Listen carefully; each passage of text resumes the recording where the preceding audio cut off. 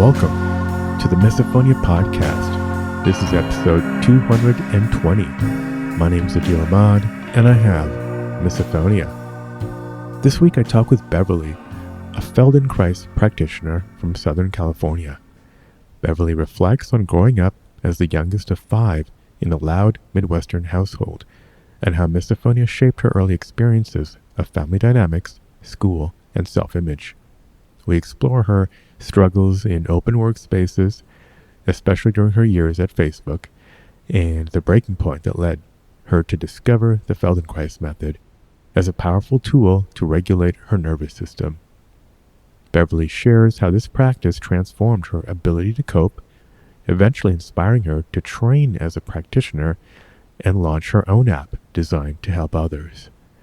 Along the way, we discuss ADHD, resilience, and the idea of becoming our own scientists in finding what works for us. It's a thoughtful conversation about sensitivity, self-discovery, and creating supportive practices for living with misophonia. After the show, let me know what you think.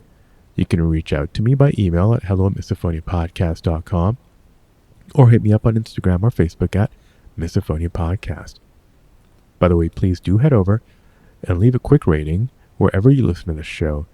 It helps drive us up in the algorithms, and it's a free way to support the show and other misophones. A few of my usual announcements. If you want to come on the show, please go to misophoniapodcast.com and click the Be a Guest link. You'll be able to see my calendar and book a spot immediately. And I want to give a shout out to our Patreon supporters. If you feel like contributing, you can read all about the various levels at patreon.com/Misophonia Podcast. All right, now here's my conversation with Beverly. Beverly, welcome to the podcast. Great to have you here. Thank you so much for having me. I'm grateful to be here with you today. Oh, it's great to talk to you. Do you want to tell the listeners a little bit about roughly where you're located, what you do? Sure. I am 58 years old, and I live in Southern California now, but I grew up in the Midwest, and I was the youngest of 5 daughters, all born in 5.5 years. Um, of so Oh, a wow. Catholic, Okay. a Trying to do the Catholic math there. yeah, Yeah. a Catholic family. So yes, it was a pretty loud house, but fortunately I grew up in a big house. So I had my places to self-isolate. So I think that helped enormously with 5 screaming kids growing up. Um, Looking back, I try to remember when it started, but my dad had a nickname for me and he called me Ears. So I think that's an indication. He was definitely aware that I was hyper aware.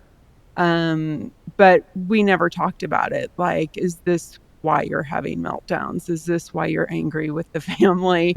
It was more just of a mocking, oh, here comes Ears.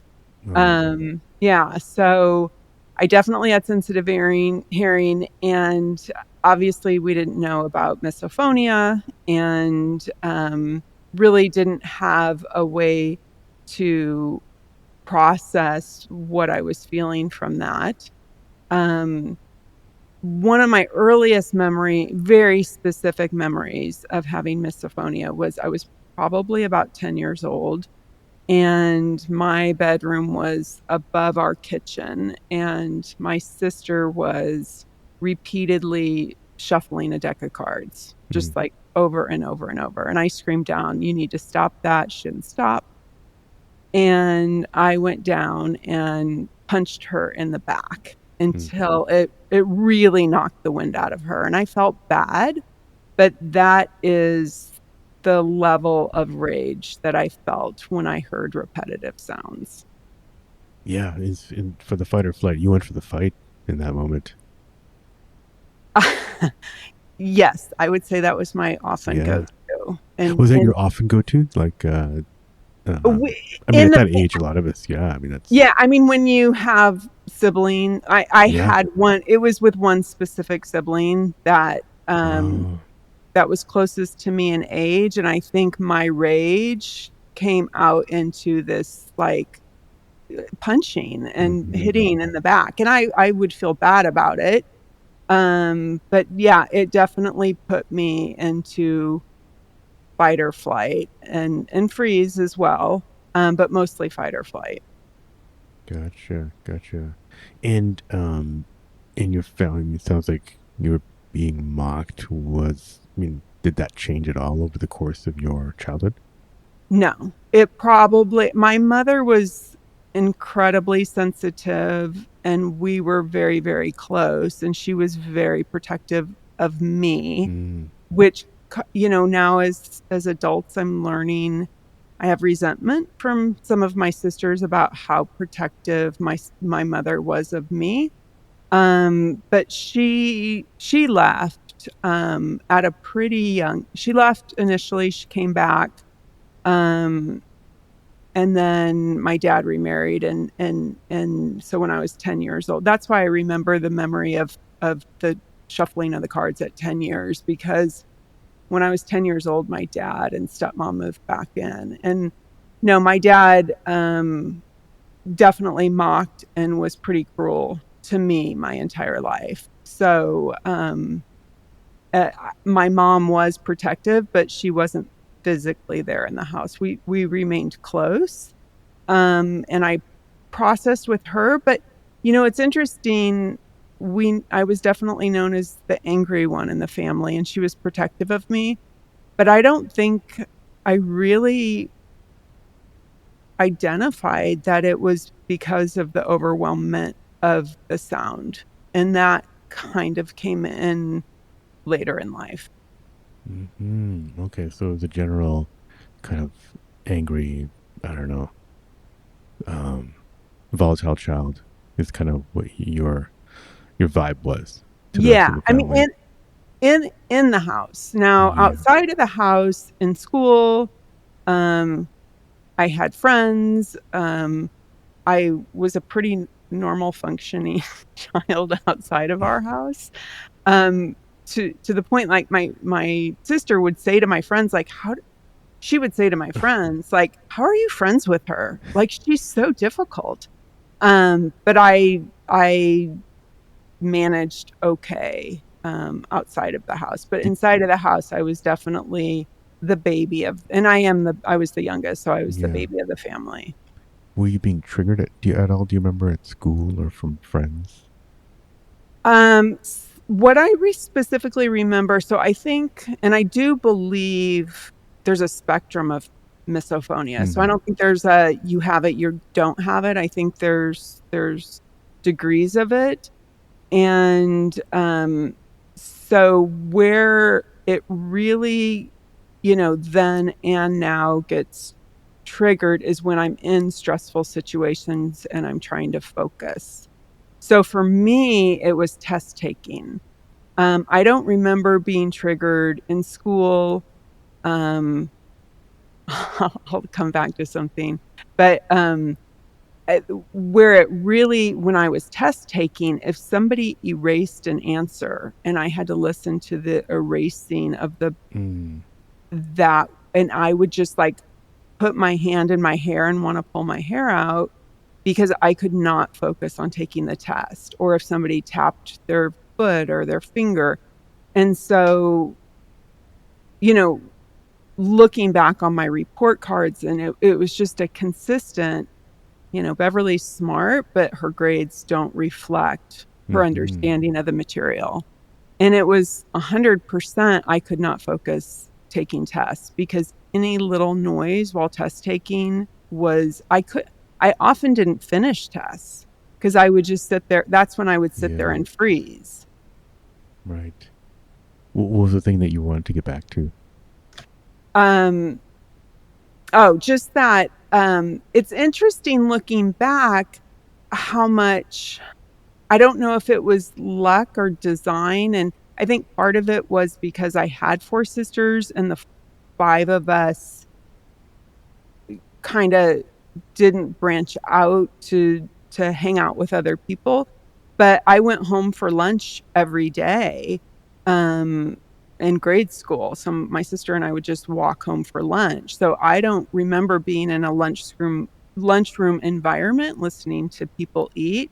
Mm. So I think I was pretty isolated with that. And then as I went into junior high and high school, um, I definitely had disordered eating most of my life, and I would often eat when I was alone, but not in public. And I don't, reflecting back, did I do that because I didn't want to be around people eating? I don't know.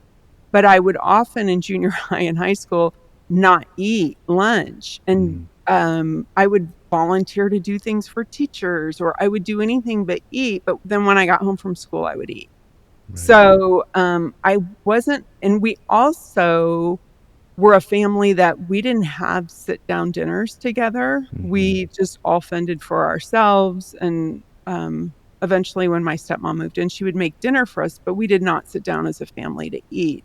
So I didn't have a lot of triggers around eating, but my eating was often isolated. Gotcha. Yeah. Yeah, no, I wonder too. Well, at least when I got into the workforce, I really did not enjoy eating with coworkers. At least in the early years. I enjoyed my coworkers later, but yeah, when it was a big age difference, I just assumed because I was just bored by these old guys. But I feel like there probably could have been a misophonia component because I just didn't want to sit and hear the chit chat and the all the sounds that come Yeah, with yeah, the talking while eating. So yeah. going just before we I want to get into later on adult and maybe other I don't know comorbid stuff. Sounds like there was Mhm. some other stuff going on there, but what was do you I don't know, do you mind getting into a little bit of the timing around your mom's presence in the house and not and unpresence? No, I don't mind getting into it. It's interesting because 'cause I've been reflecting as I've been listening to your podcast and hearing mother-daughters and family You knew I dynamics. was going to get into that. I see trends, I see things. Um, I unfortunately, my mom died at a young age, so Mm, the by the time I knew it was the sound that was what was irritating me, it's not a conversation I ever had with her, regrettably. Um, she died at 53, so I didn't have a conversation with her about this, but what I've been thinking about as I've been listening to your podcast is when so she my dad was a narcissist. I do not blame her a for male losing. narcissist? That's an interesting. I don't I don't I don't I empathize with her, leaving, and, it was the early '70s, so, feminism was coming up. She was raised to be, Yeah. be a cat, have 5 kids, Mm-hmm. marry the first man who comes along, and then suddenly she's told to burn her bra and be independent. So, Mm, I understand that was going on with her. So she left and she just lived down the street initially. mm, And, so we still saw her. And then my mom and dad, they shared us. So my mom had crazy custody arrangement. My dad had us from 7 PM to 7 AM, and my mom had us from 7 AM to 7 PM, so twice a day they crossed paths, which mm, was a little bit strange. And then she had us, as sole custody. I mean, we would visit my dad on the weekends for maybe a year or 2, I don't know the exact timing, but I have very little memory of her being in the house with us, and that's because she isolated in her room at her typewriter. She was mm, in school, she was always in school, and she was, writing. She was an aspiring writer, so she was writing documentaries, she was writing a lot. So, I wonder, her isolating and doing her she very rarely interacted with the 5 of us daughters. And, I wonder, did she have sound sensitivities? I don't know. But she definitely she didn't engage with the 5 of us daughters as a family very often. And I wonder what was behind her isolation. I mean, and we were screaming kids, and she would shut her bedroom door, she'd be at the typewriter typing, Mm-hmm. and we would be screaming and fighting, and she would say, "Don't bother me until somebody's bleeding." So, Mm-hmm. what was behind her isolation? I don't know. Fascinating. Yeah. Okay. No, yeah, no, yeah. Just curious, kind of, yeah, what the family dynamics was. Yeah, you're painting a bigger picture here. And Uh, then and yeah. then when I was 10, it was on my 10th birthday, so it was a very memorable day. My dad remarried, my dad and my stepmom moved in. Mm, And, we now my stepmother, in today's world, they would diagnose her with Asperger's. mm. So that was a, interesting communication dynamic we had.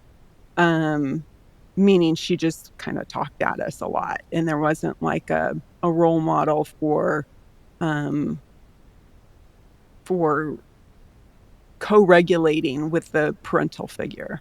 It didn't really exist. Wow. Okay. And what other than the cards, do you want to get into a little bit of who was triggering you? What were the triggers?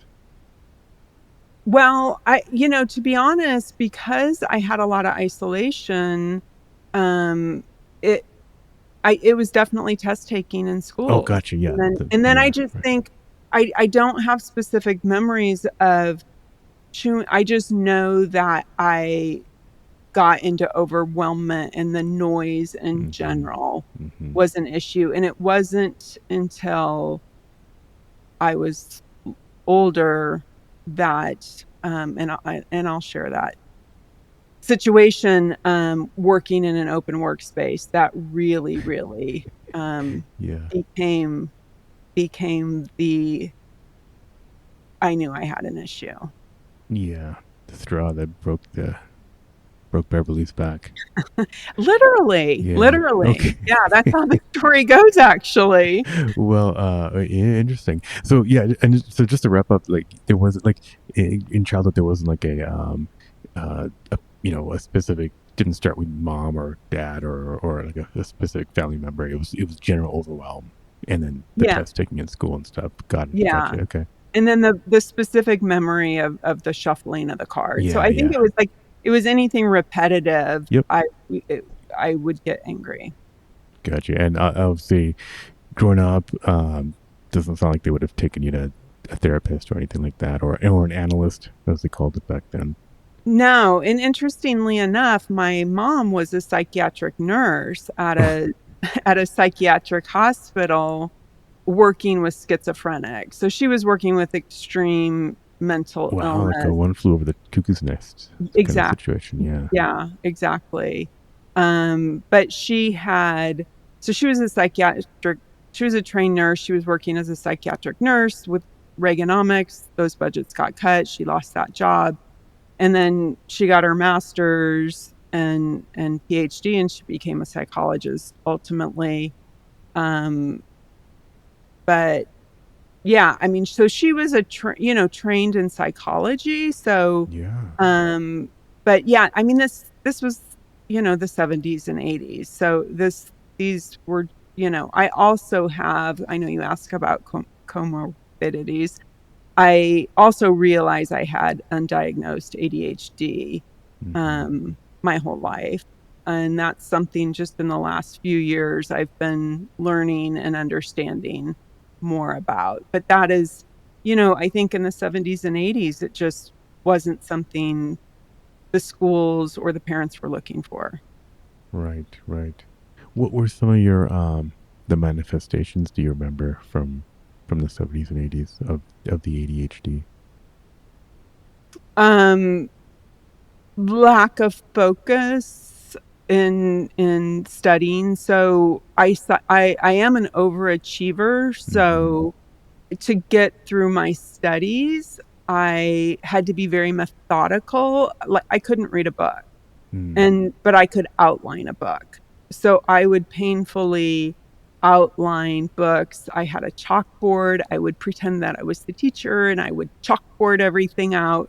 So I spent a lot of time pa painstakingly studying, and in retrospect, I realize that's ADHD, the inability to read a book without outlining it almost Mm-hmm. verbatim is definitely a sign that it's something I had. And, um, it's just, they just weren't looking for it, No. um, Right. then. So it's unfortunate that and I think I knew it took me longer than everybody else to study. I knew I spent more time, but I think it was almost a badge of honor for me that I spent so much time, um, studying to stay where everybody else was. Gotcha. Gotcha. Okay. And then I guess, yeah, I mean, as you're getting into high school and college, how were things changing, if at all? And I mean, again, I think it was, luck on my part Mm-hmm. that, because I was a bit of an overachiever, I often had, like, private places. So, even in college, by my sophomore year, I was the editor of the yearbook, so I had a private office for a couple years in college. Wow. And so I didn't study at the library, I didn't s and I got lucky my first year in the dorm. I Mm-hmm. had a a roommate from Southeast Asia who was as quiet as a mouse, and she had a boyfriend who lived in an apartment, so I almost had my room to myself. Um, and then I had my own private office, which I realize is really weird that Yeah. and I went through college and I was like my staff sat in open workspace and I had a private office.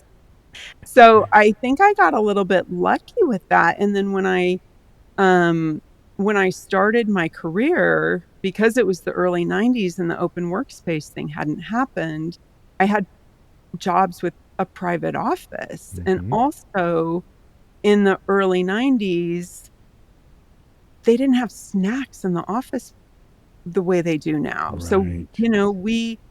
we ate lunch we went out to lunch and we ate at lunch, and I don't recall being triggered by anybody because nobody was eating chips, and that just wasn't the culture of going to work. People didn't eat in the workday. Um, and my first job was in a cubicle, and I would go into my colleague's cube under her desk and hide. And she was like my, best friend at work, and people thought it was weird. They're like, "Where's Bev?" And they're like, "She's under Stephanie's desk." Um, and I realized in retrospect, I was in complete overwhelm in a semi-open workspace. And so I Mm-hmm. would just go, "I'm overwhelmed. I'm gonna go sit under somebody else's desk." Mm-hmm.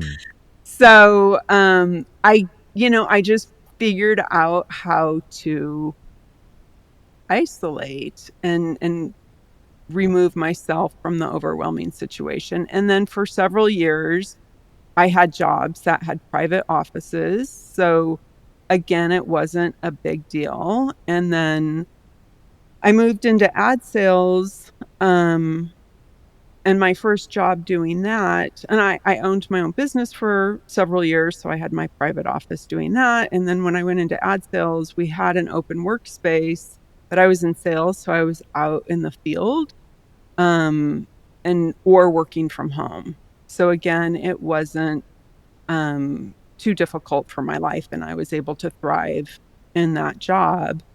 But then this is where the story turns. In 2012, my dream was to work at Facebook. And I got a job at Facebook Los Angeles in 2012. And when I went for the interview, the office, we only had 17 people in the office at the time. And I walked through the door and I saw the open workspace. And I mentally gasped. And I knew it was going to be a problem.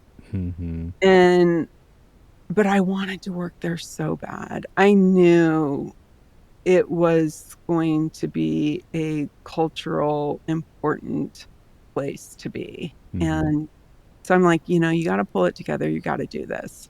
So I got the job and lots of free food. Oh, yeah. Lots of snacks, lots of chips. And it wasn't cubicle environment. It was I had a colleague 6 inches to me to the left and a colleague 6 inches to me on the right.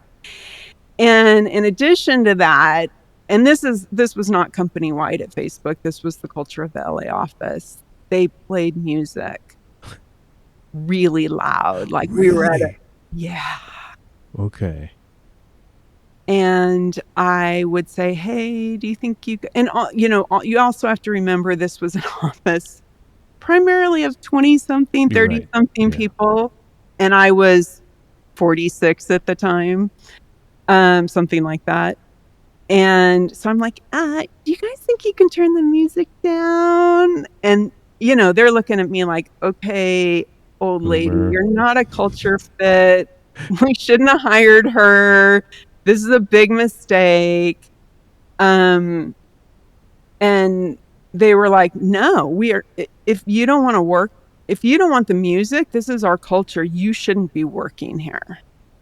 And did she kind of say that, or was that the impression? No, somebody actually said that to me. Like, like in a very unkind way. Yeah. Oh, wow. And so I was in complete overwhelm. And so then I just, I had a job once where I crawled under my colleague's desk. I can figure this out. I've got grit. I'm a tough girl. I can figure this out. So my grand idea was we had a bigger office. What I was like, cool. I'm going to go sit down the hall. All those empty desks down there. We haven't hired people yet I'm just going to go sit down there. So I sat down away from all my colleagues. So there's 16 people in the office on one end, and then there's me at the end. And the music was still bad, but it was less bad over there. And I would frequently go down to my car and just cry. I was like, I can't. I am at my wit's end, and I would just cry in my car and try to pull it together. And I was still in ad sales, so I would go out. I was, probably 50% of the time I got to be out of the office. But then HR came to town, and they said, "Hey, we need to talk to you. Why aren't you sitting next to your colleagues?" And I said, "Well, the music. And the chip eating and the this and the that." And they said, it's really important that you fit in with the culture. And this is a problem. And I'm like, but, when I go up to Menlo Park to headquarters, you can walk through a football stadium size hangar and it's quiet. Like you can hear a pin drop. This is not the Facebook culture. And they said, yeah, but it's the LA culture. And it's important that you fit in with the culture.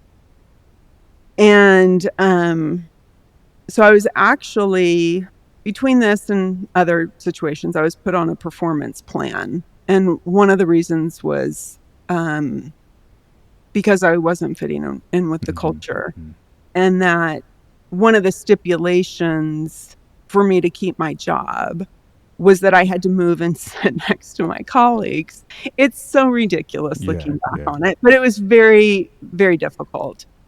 And so I moved back. So I'm on a performance plan, which means I'm one step away from getting fired. And my nervous system is shot. And within a couple weeks of being put on the performance plan, I put my back out. So it's funny you said the straw that broke the camel's back. I put my back out because I was told, don't stop complaining, fit in, be quiet, do your job, or you don't have a job. So I really wanted to keep my job. So I was like, okay, I'm going to play by the rules. I'm going to figure this out. And my back went out. And so for 3 weeks, I literally could not stand up straight. My back was in so much pain. And I would go to client luncheons and bend over, get there early, sit at the restaurant, and then let the client leave. And then I'd like hobble out to my car. And then I had a vacation planned, and I went to this resort in Mexico, and I was in so much pain with my back. And I went into a Feldenkrais awareness through movement lesson, which is a somatics movement. And I did this lesson, and 45 minutes later, I stood up, and my back pain was completely gone. Mm-hmm. And I was like, what just happened here? And I went up to the teacher and I'm like, what was that? What is this? And I need more of this. And she said, I have 28 free lessons on YouTube. Just go home and do those. So I go home, and for 28 days in a row, I did a lesson every day before work. And I started coming into work, and I wasn't dysregulated the way I had been. And I'm not going to say my misophonia went away, but I was able to tolerate, and spoiler alert, I stayed at Facebook another 6-7 years after that. I would not have been able to stay there without having a tool that regulated my nervous system. Mm-hmm. And so for me, it was doing these Feldenkrais lessons every day before. So I had been in triathlon. I completed an Ironman. That's another way I think I self-isolated a lot. I did you're like, I'm riding, I'm running, I'm doing some triathletes. Yeah. It's very time consuming, and you spend a lot of time alone. Mm-hmm. And, did I do that for years to have more alone time? Probably. I would.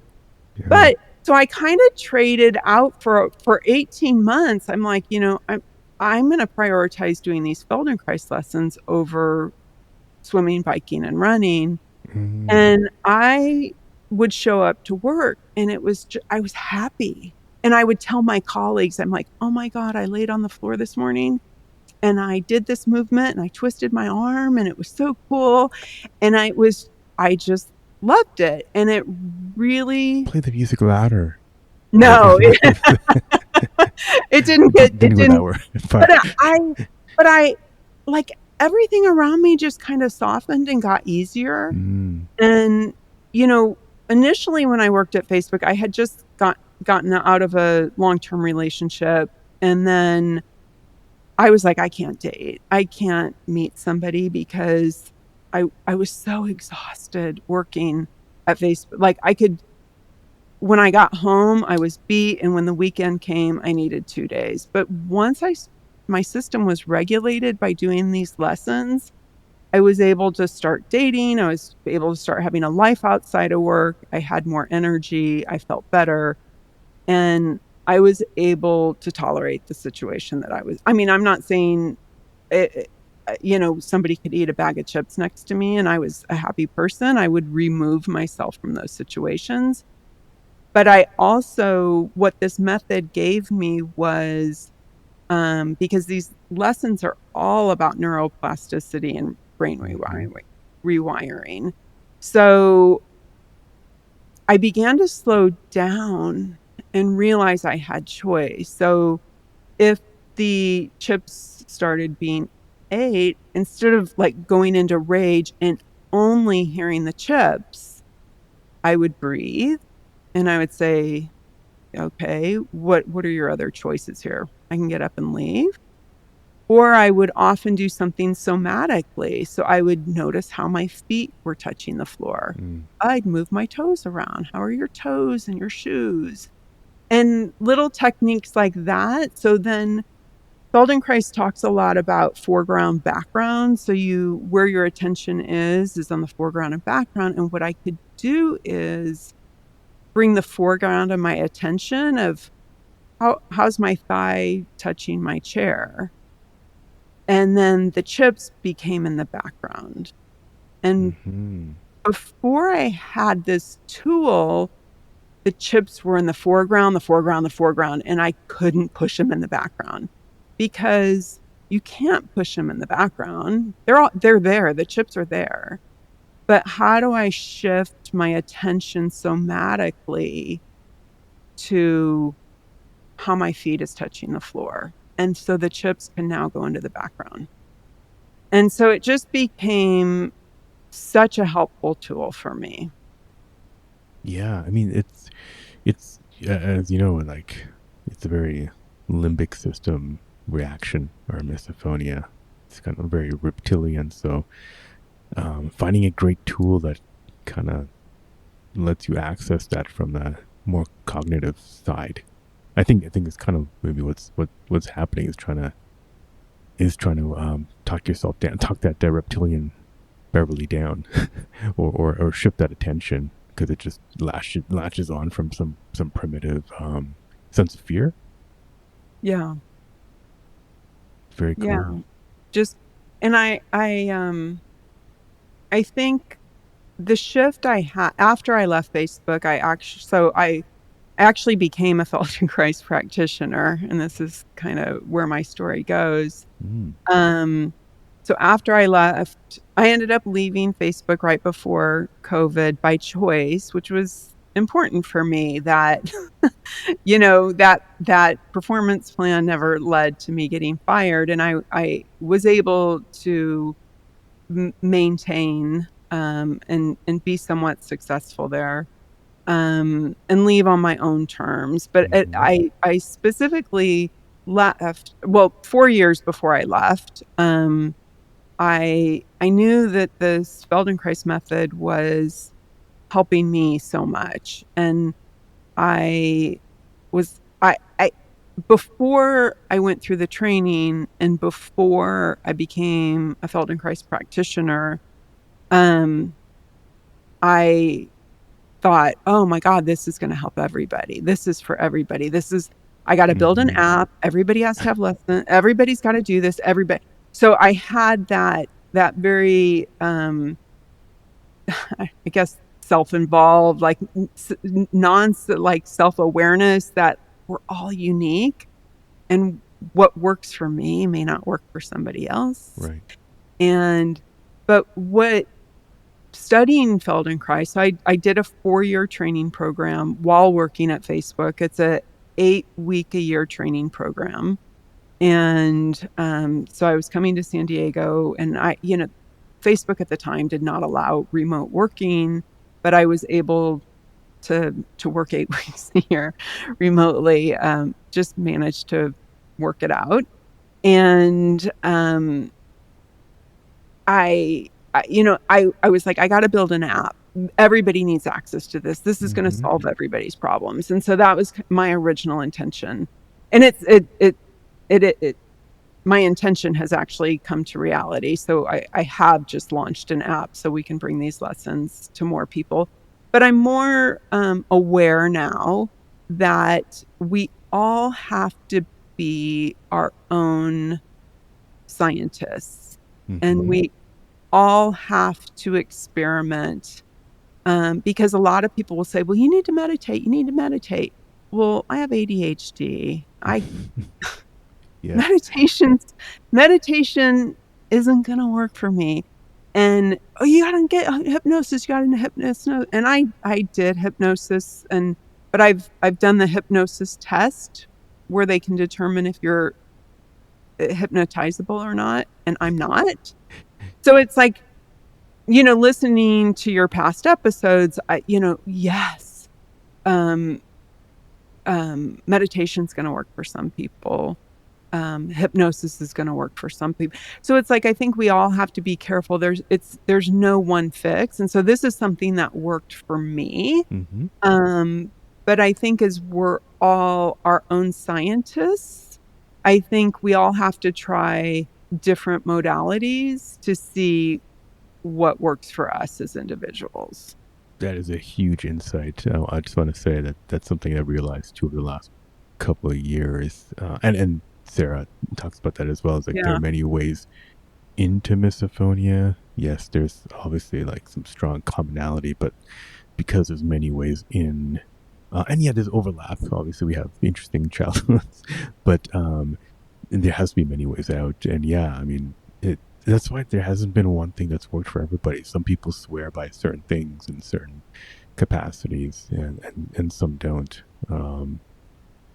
So yeah, that's something I think a lot of people need to realize about misophonia, not just about misophonia, and about this is a whole other conversation. But there's many modalities to address a lot of issues, Yeah. and in our system, we usually get pigeonholed into one, whatever our insurance company decides is valid or that they will pay for, and then we might not get something that works for us, and then people just kind of give up looking, which I think is a horrible It, thing, a horrible. exactly. And I think we're all discouraged right now with federal funding being pulled Mhm. out.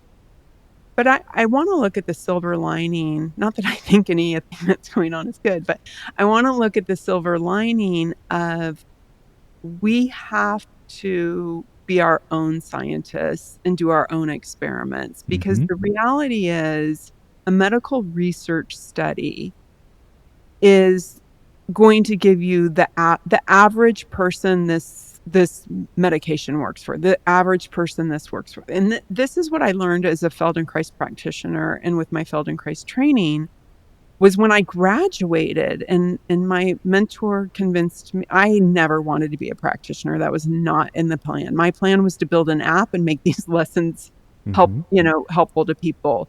But my mentor was like, "You really should open a practice and see what it's like working with people." And I have to say and so I opened my practice and I would have clients come to me and be like, "I have an old ankle injury." And I would meet with my mentor and I'm like, "What do I do for an old ankle? What lesson do I give her for an old ankle injury?" And she's like, "I don't know. I haven't seen her. You got to look at her. How's she moving?"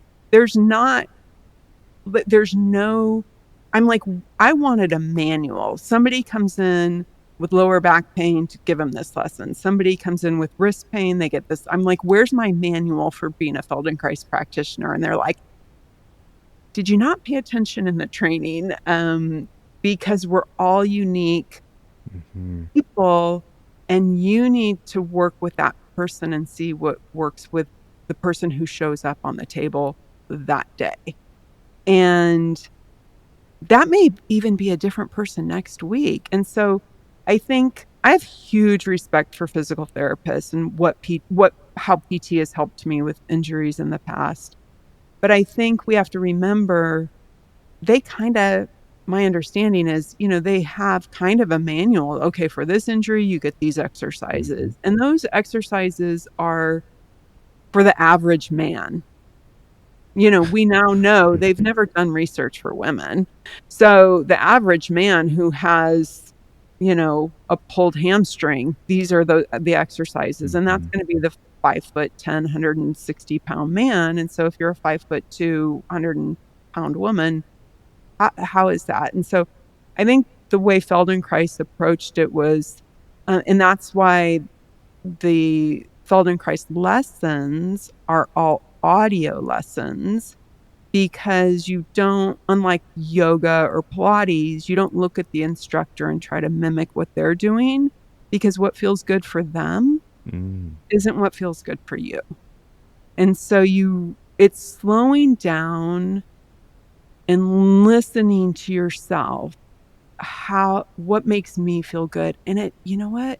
It took me a lot of practice to get there, um, because we're so accustomed to mimicking how other people do. Well, what's the right thing to do? What's correct? And it's like, what's correct is what feels good. But if you can't notice what feels good, then what do you do? Well, that's, why they call it a practice, because it does take practice to slow down and sense and know what feels good for you.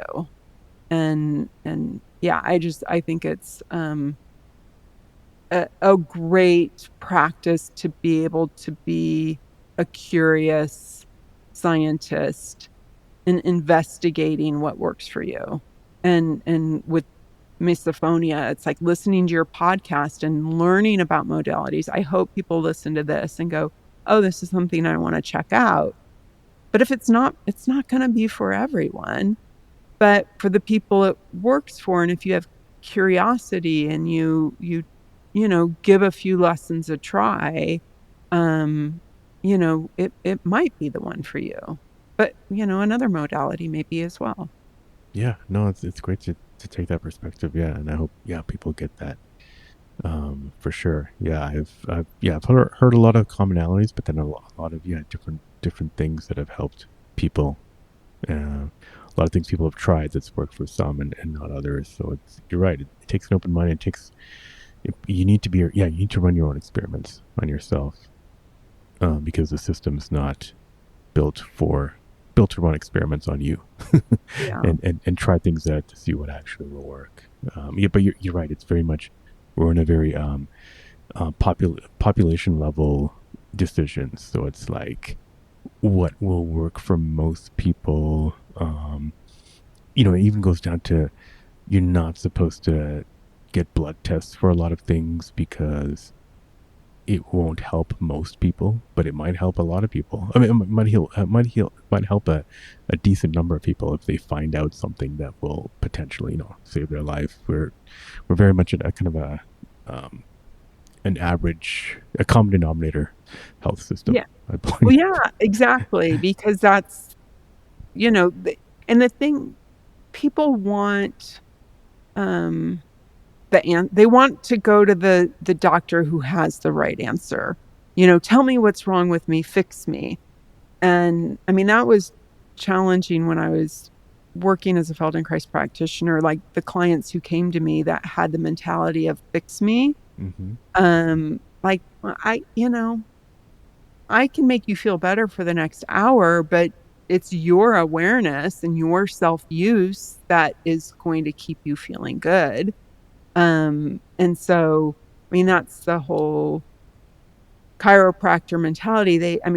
Feldenkrais is similar, that we both want really well-aligned musculoskeletal systems, but they're going to snap you there, but then you're going to snap back. But with Feldenkrais, we gently move you in that direction, and then it's your awareness. You catch yourself falling in your own patterns, and then you're aware of those patterns. So yeah, it's really about, I think that's the greatest thing that I learned as a practitioner was, how unique everybody is, and that the body is meant to heal, and it will heal if you give it the opportunity and you slow down and you change something. So I think pain is a signal to change something, and I think our misophonia is a signal for, how do you remove yourself from that situation? How do you put it into the background instead of the foreground? And just being the scientist and figuring out what works for you. And knowing things can get better. Right. And yeah, you alluded to something there that I've been thinking about a lot, is misophonia potentially being a signal. I feel like we're too many people are like, how do I get rid of this defect in me? How there must be some kind of a brain issue we need to be researching, where I think in a lot of cases it is a misophonia is a signal, whether it was a signal from during childhood that we don't need anymore, or it's continuing to be a signal now because we need to change something. It's like a flashlight trying to guide you to a better place. And I feel like anybody who has kind of like gotten relief from misophonia in some way, Sarah being an example, like it has helped many aspects of that person's life. And I don't think that's a coincidence. Yeah, like believing it's our superpower Mm-hmm. as opposed like what we want to be like everybody else, right? We want to eat lunch and eat chips. We want to go to loud concerts. We want, because that's what all the cool kids are doing. That's what culturally we're supposed to do. But if we say, look, I'm a unique being and I like eating lunch Mm-hmm. alone, Mm-hmm. um, I like, what skill can I do? So we've just launched an app called, it's a website too, called Pause Sure. And I've short formed the Feldenkrais awareness through movement lessons because with my ADHD, 45 minutes was a really long time for a lesson, and that's the standard Feldenkrais lesson. And most of the lessons that were available to do at home were recorded in live environments. So Mm-hmm. there's people coughing. There's, you know, teachers have repetitive sounds that they're filler words filler words drive me nuts. So, on the one hand, these lessons were calming my nervous system, but on the other hand, I was slightly irritated because they were recorded in live environments. So, I feel that my superpower at this point is I listen to these lessons. I have a sound engineer who engineers them, but I make sure we take out all the annoying sounds or we record them Yeah. specific for somebody who has misophonia. But I also, so as I'm going through these lessons and I'm editing them, I'm like, most people would be like, this lesson's fine. You don't need to take out. Right. You don't need to take a cough out. You don't need to take a squeaky chair out. Um, but I know for me and people who have misophonia, it needs to be edited. And I also believe that while the general person may do a lesson and not be irritated to the level we're irritated, it's not doing their nervous system any favors to be doing a Mm-hmm. lesson and hearing coughing, hearing tapping, hearing, you know, I think their nervous system is going to be even better reset. And it's because I have the superpower to sit and go, these need to go. Right. And I think it gives us the level of focus and intention that can help other people whether they realize they need it or not. Right. No, this is great. Yeah, congrats on the launch, and yeah, no, hope it helps a lot of people. That's great that you're combining kind of I mean, you basically have a tech background, working at Facebook and bringing that in here. Amazing. And do you want to maybe talk about how, as since you've been doing this a lot, post Facebook, or during Facebook as you were taking these lessons, like how has your misophonia kind of changed during that time? It's interesting because I left Facebook just before COVID, just as Mm-hmm. COVID was Yeah. starting. And because I, I was pretty isolated during that time. And interestingly enough, my former partner, he also has misophonia. Mm. So it's funny because as I listen to your podcast, people are like, I've never met somebody who's had it before. And I'm like, I was in a relationship with somebody who We're gonna have also him. had it. We're actually gonna have him on next week. No, just kidding. I talked to him, I think it was yesterday, because I'm more curious now. So I was asking him because I think I discounted his misophonia because his is not as bad as mine. Mm. But It he never is, right? Just kidding. It's a competition. And so I think I'm like, yeah, right. You don't have it. And he's like, you don't understand. Somebody was eating chips at work. And I'm like, did you want to punch them? And he's like, no, but I was irritated. And I'm like, Mhm. then you don't have it. Because if you didn't want to punch them, you don't have it. Right, right. You're not Um, fantasizing certain acts. Yeah. you only just wanted to leave the room. Oh, yours isn't as bad as mine. But so during COVID, we were pretty isolated, and I began to believe I do 2 Feldenkrais lessons a day. I have been cured of my misophonia. I am certain I am cured. I was certain I was cured. Well, then when restaurants started opening Yeah. back up and we went out, I'm like, yeah, not quite cured. Because I can hear that cutlery on the plate and we Yeah, need to yeah. change seats. So I'm certainly not cured, but I'm no longer in an open workspace. I work from home privately, building Mhm. posture. I Zoom with people. So it's hard to say because I don't work in a open workspace. And I think I managed most of my life pretty well until I worked in that open workspace. So it's hard for me to say, how quote unquote cured I am, but I think I have figured out a lifestyle that works for me. So I'm pretty happy. Yeah. Great, great. Cool. Yeah, no, I mean, yeah, look, we're getting to about an hour. Yeah, I mean, anything else I guess you wanna share with people? Yeah, I mean, about your journey.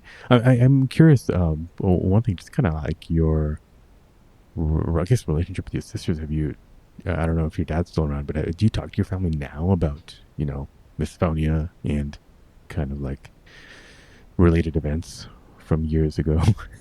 It Oh, a little bit. I Yeah. mean, they all know, all my sisters know that I had, because I think at some point, the question you didn't ask me, when did I learn it had a word? Oh, yeah, And right. I would say it was in 2013 while I was working at Facebook. I Mhm. simply Googled, why do I hate noise so much? Mhm. And got my answer. And it huge relief, right? Like, just Mhm. to know I'm not the only one that is so irritated by these things. So, I think when I discovered those articles, I shared them with my sisters so that they were aware. And so they'll make little comments like, if they're eating or whatever, "Does this bother you?" And there Mhm. was a period of time my niece was living with me, for about a year. She moved to Los Angeles, and she was living with me, and she was like, we'd be sitting there eating, and she'd be eating soup, and I'd look over at her, and she's like, "Is this bothering you?" And I'm like, yeah." And either she or I would get up and go somewhere else. So my family's aware and respectful of it. They're not teasing or mocking me about it. They're respectful of it. Well, that's But I great. don't spend a lot of time with them. We all live Yeah, in different areas, so gotcha. No, it's great. That helps. I mean, when you are together, at least that it's not gonna overblow your nervous system. Kind of like anticipating that the next trigger. yeah. So. I did go back, and all 5 of us girls were together a couple weeks ago. We actually were at a dinner, Mhm. and all was fine. Hmm. Yeah. Very good. Very good. Um, yeah, no, this has been great. Bev, and yeah, like I said, anything else you wanna share with listeners? I know a lot of people will be getting a lot out of this, and Yeah, I'm I sure mean, we'll. I would love for listeners to experiment with the Feldenkrais method, whether it's with the Posture app or, other places, but I would say that with the posture lessons, we have lessons between 5 and 30 minutes. Most of the lessons are between 5 and 30 minutes, so we've tried to make it so that people can make it a daily. ritual to help reset their nervous systems. We even have a 21-day nervous system reset to, for somebody to try it and see if this might be one of the modalities that works for them. And there's no videos, you don't look at anybody, you just listen, and they're all very well sound engineered, so they're quiet. And also Moshe Feldenkrais, he built these lessons like in the 1940s and 1950s, and the word neuroplasticity didn't even exist until the 1990s. And he said he was after flexible brains, not flexible bodies. So he understood it was about brain rewiring. And what is important is how much the brain craves novelty. So when I do lessons over and over and over, you start to tune out and you're not really rewiring the brain because you start to, what's coming. So right now we have over 350 lessons in the app, and we should have 500 by the end of the year. So we're going to keep creating new lessons so that people can have that novelty for the neuroplasticity so that you can get that brain rewiring. And through those new rewiring, you then have choice and you can start to make better or different decisions than you've habitually had. So I would love for people to try it and see if it might be a modality that may help them. Yeah, fantastic. I'm going to have links to all this in the show notes. I had to, while you were talking, I had to Google Feldenkrais just to see how it's spelled. Yeah, and, I mean, that's at first I thought you were something to do with Christ, and I was like, See, that's the issue, and that I want to give Moshe Feldenkrais all the credit he deserves, but we have buried the word Feldenkrais from the posture app because I know the name, it's difficult to market. So I 100% want to give him the credit, but I also want to make this more mainstream so that more people will try it. So even in the posture app, we rarely reference Feldenkrais. We've buried it a little bit, but we've worked with the Feldenkrais Guild to make sure that legally we're giving him the credit he is due for sure.